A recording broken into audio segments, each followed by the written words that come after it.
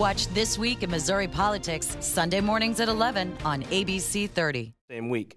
We're very fortunate now to be joined by that representative that just changed parties, Representative Keith English. Thank you for having me. Well, yeah, thanks for being here. Yes. First questions first.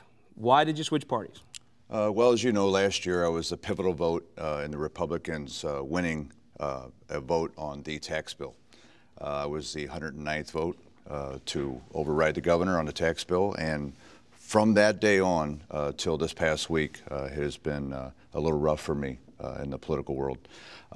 In order to represent my district, I have to sit on committees. Last year I sit on some great committees that represented my district, and if I'm not going to sit on committees, it's hard to have a voice for the 68th district. So with the decisions handed down to me to not be put on my committees, I had no other choice than to lead a Democratic caucus. Walk me through this tax cut vote. It was last year. Some folks had even probably forgot about it. You come to the legislature this year, and there was still lingering issues. Correct. Why did you support the tax cut? Well, originally in April, we sat at a table with both sides. We had to come up with a plan to move the state forward. As you know, other states have plans to try to bring business to their states, whether it's making a right-to-work state, whether it's cutting pensions and teacher tenure, paycheck deception. Where is the tax dollars going to come from to move our state in the right direction? So we talk about taxation and what's going to work. I remember when I was growing up, John F. Kennedy had one of the largest tax breaks across the United States that moved the United States forward. In a democratic world, that's what I believe in. I believe in moving the state forward and working with both sides. I co-sponsored the legislation when it was in the House. It went over to the Senate, and as you know, when the bill moves from one side to the other, it does pick up either some steam or picks up a little bit of more baggage, if you will. So when the bill came up to the table, I was told from the Democratic leadership that it had changed, not to support the bill. The bill came up on the floor. As you know, we have so many bills in the last couple weeks of session, so I did not support it the first time. After I didn't support it, I had found out that the bill was still the exact same bill that it was in the House. Originally I had made some decisions that if Republicans would support me and the labor movement on not going right to work, that I would support some tax breaks to move the state forward. Do you feel like your vote was part of right to work not being pressed harder in the House last session? Well, it was not just myself, but everybody. It was a whole team. You know, you had the Building Trades Council, you had the leadership of the Democratic Party, you have a friendship that builds there at the Capitol. So I think it was everybody contributing. So there's many Democrats still that are pro-life, pro-gun, as you are, open to some tax cuts, and pro-working people. Right. Why did you feel like you had to leave? Many of them have stayed. Some of them, like every cycle, win elections, lose elections. But why did you feel like you had to leave your caucus? Well, that's a good question, but I have some numbers here. In 2008, we had 70 Democrats in the Missouri House of Representatives. Today, we're down to 44. That's a loss of 26 Democrats. Most of those that vote right down the middle. Those are moderates, some conservative down to Boot Hill, some up north, born and raised a Roman Catholic, Christian, pro-life, pro-gun. And I feel that over a period of time, the Democratic Party has slowly pushed moderates away from their agenda. We have maybe one or two Democrats left in the House that have the same feelings and beliefs that I do. There's a bit of a quirk. I understand there's something about an office, taking a third-floor office. The third floor is where the legislative chambers are. Is that what part of this was? You're the only Democrat that has an office near the chamber. Is that part of this in some way? Well, it was brought to my attention after I had moved to the third floor that there was a rule written somewhere. I had never voted, or the new freshman came in 2 years ago, never voted on rules, never saw a copy of the rules. But after I moved in, I could see the tension was still there because, remember, I was removed from my committees. I didn't get to sit on any committees throughout the summer.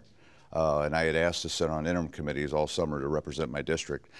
So then I moved into an office that, by the way, Tashara Jones, Rodney Hubbard, Penny Hubbard, and Senator Jamil Nasheed have all been in that suite on the third floor before me. None of them left the caucus. None of them left the caucus. So somewhere along the way, something had happened, and this rule had been established and put in there that I wasn't aware of. After speaking to the freshman legislators with me, 8 of them said they didn't know the rule existed.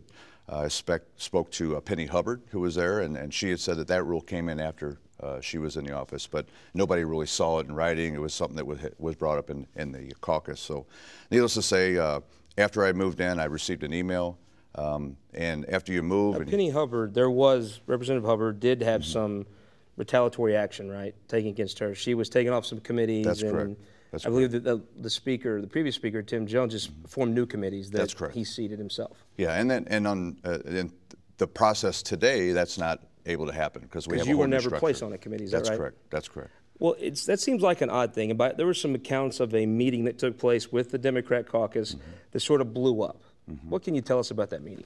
Well, after 3 weeks of trying to work with the minority leader and speaking to members of the minority caucus and working with the Black caucus, we all sat in a meeting and I appealed. I had asked that after a decision had been made not to put me on committees.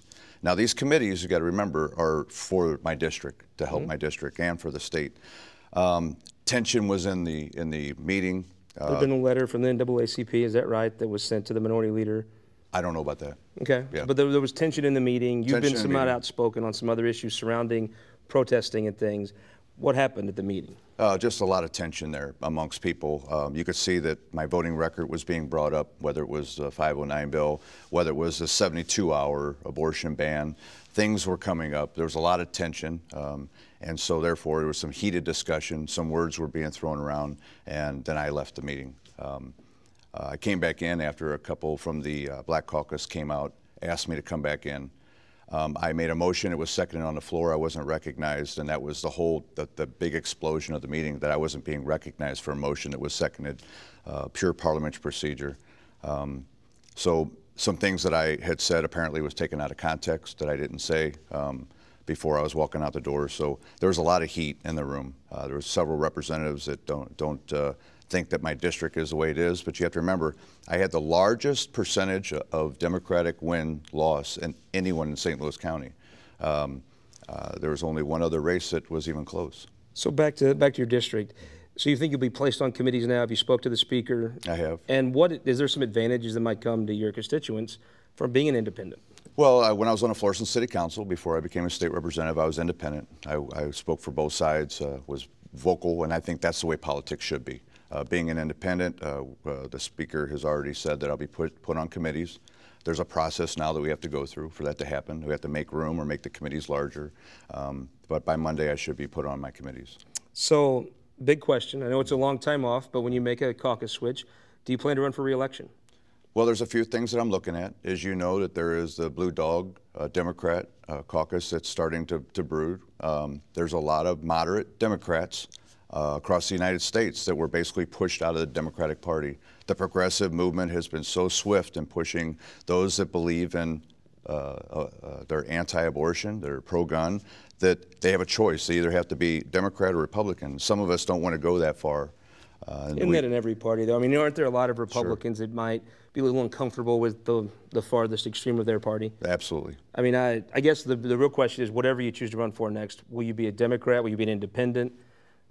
What's the future hold? Well, I think if I stayed a Democrat, I still believe strongly that my district would support me 100%.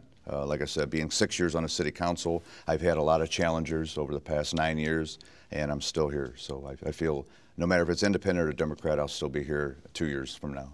Well, Representative, thank you very much for